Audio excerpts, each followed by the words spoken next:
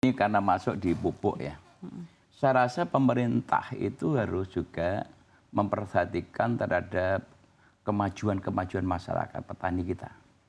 Karena ternyata sekarang ini pupuk-pupuk itu juga banyak yang diproduksi terutama organik oleh masyarakat itu sendiri. Ya. Yang kualitas jauh lebih bagus. Oh gitu juga ya, termasuk industri iya, gitu Pak. Ya. Juga termasuk varietas. Jadi benih-benih varietas lokal itu yang jauh lebih bagus juga kadang-kadang kurang terperhatikan oleh pemerintah. Pemerintah harus menentukan varietasnya harus menggunakan ini dan itu. Sebetulnya kalau itu diserahkan kepada masyarakat, itu akan lebih leluasa masyarakat bisa menentukan pilihan. Mbak, ini yang saya khawatirkan begini. Saya itu pernah berkunjung ke markas PBB ya, itu diberikan warning bahwa pangan itu adalah merupakan hak asasi manusia. Dan kedua, peningkatan jumlah penduduk itu diberikan 2050 sampai 9, sekian juta. 9 miliar. Artinya bahwa Indonesia itu akan terdampak. Indonesia sampai sekarang itu per kapita konsumsi tertinggi di dunia. Artinya bahwa dengan jumlah penduduk yang nomor 4 di dunia, itu kebutuhan pangan pokoknya itu mesti akan mengacu kepada beras. Ya. Nah, sedangkan produksi beras kita ini tadi Mas Tarto ceritakan juga terus merosot. Artinya bahwa ancaman pangan ke depan itu sudah di depan mata. Ya. Dan suatu saat kita itu akan bergantung kepada komoditi pangan impor. Oleh karena itu inilah yang pemerintah melakukan terobosan. Di samping beras itu sebagai pangan pokok, itu harus melakukan budaya makan lokal. Seperti yang budaya jagung, Madura, Jawa sebagian itu biarlah pakai jagung. Ya. Yang Papua menggunakan sagu, biar sagu. Tapi proteinnya diversifikasi. Diversifikasi. Substitusi pangan. Sekarang ini saya dapat laporan dari Badan Pangan kemarin bahwa konsumsi per kapita turun. Tapi kemana pergeserannya? Kemakan mie, artinya kan gandum. Bukan yang lain. Kalau gandum juga masih impor. Nah, artinya bahwa jumlah penduduk yang begitu besar, ini akan sangat berisiko terhadap masalah kebutuhan pangan pokok impor. Dan berikutnya juga, Indonesia ini masih menganut sistem pasar bebas. Dengan pasar bebas itu, petani kita itu saya meyakini tidak akan mampu bersaing dengan petani-petani yang ada di luar. Karena konon harga di luar itu jauh lebih murah dibandingkan, karena memang sistem tadi sudah berjalan. Semua sudah menggunakan mekanisasi, lebih efisien dan sebagainya. Panennya juga lebih sustain kan ya. 1 hektar bisa dijamin bisa 6 ton terus berkelanjutan. Kalau di Indonesia ini kan panennya kan nggak bisa dijamin. Iya. Kadang-kadang 4 ton, kadang-kadang 5 ton tergantung daripada karena apa? Sistem tanam pun juga kadang-kadang pupuknya itu kan kalau kita bicara pupuk tanaman, orenya tersedia, yang lain tidak tersedia. Yang lain dari taburkan, yang lain belum. Nah, ini kadang-kadang juga pengaruh terhadap masalah pola tanam. Ya. Pak Firman tadi karena Anda menyebut mengenai impor beras ya Pak ya. Ini saya nanya ke Pak Tarto. Sebentar lagi Idul Adha Pak. Dan mungkin ada kemungkinan penambahan demand untuk beras lain-lain ya Pak ya. Nah, dengan adanya stok yang sekarang, apakah Anda melihat ada urgensi Pak untuk impor kembali untuk menjelang Idul Adha itu pertama. Terus data yang kami terima tahun 2013 ketika Anda memimpin Bulog, waktu itu ada stok beras di 2 juta ya Pak ya.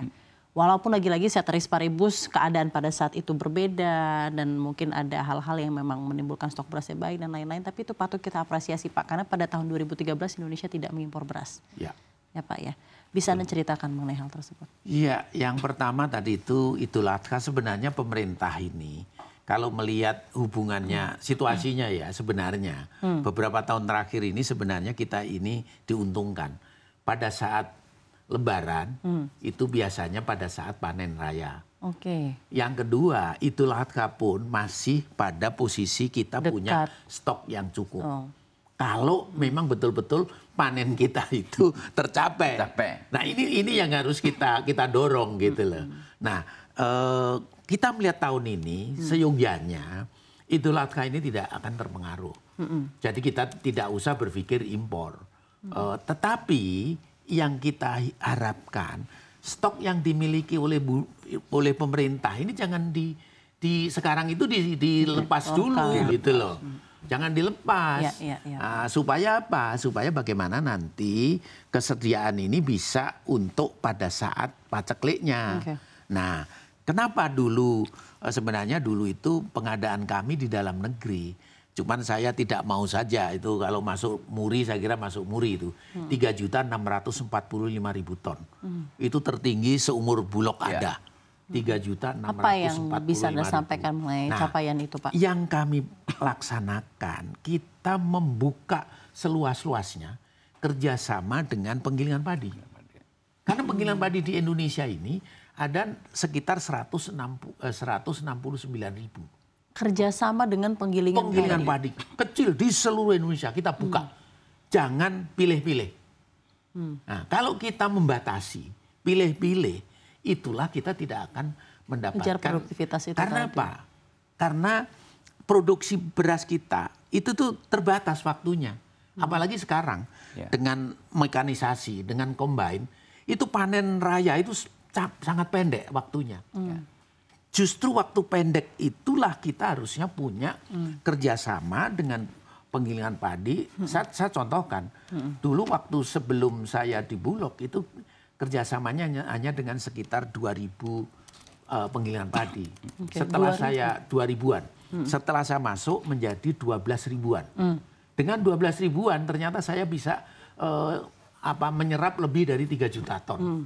Bahkan sampai 3.645.000. Itu adalah tertinggi seumur Bulog. Mungkin sampai kapanpun jangan-jangan tidak pernah tersalin. Nah, inilah yang sekarang kami sedang lakukan.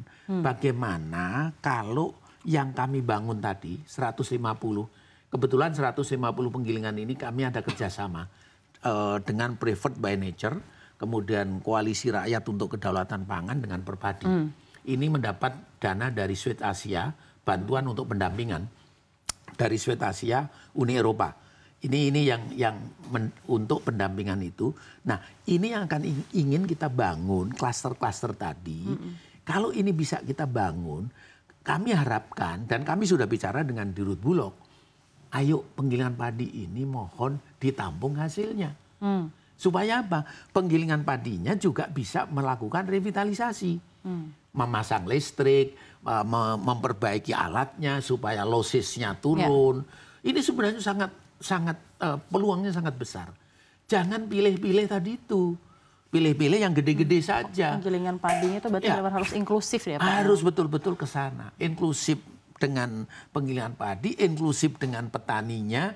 Ini menjadi satu rantai close loop yang tertutup yang akan menghasilkan suatu tadi itu peningkatan produksi dan sebagainya. Saya waktu jadi Dirjen Tanaman Pangan ini, mohon maaf cerita, saya sudah memperkenalkan yang disebut dengan close loop ini. Kalau sekarang orang bicara close loop, sebenarnya saya tahun 2006, 2009 itu sudah bicara ini. Bagaimana ini satu circle yang tertutup yang bisa membangun menuju kepada satu peningkatan produktivitas dan produksi. Oke, Pak.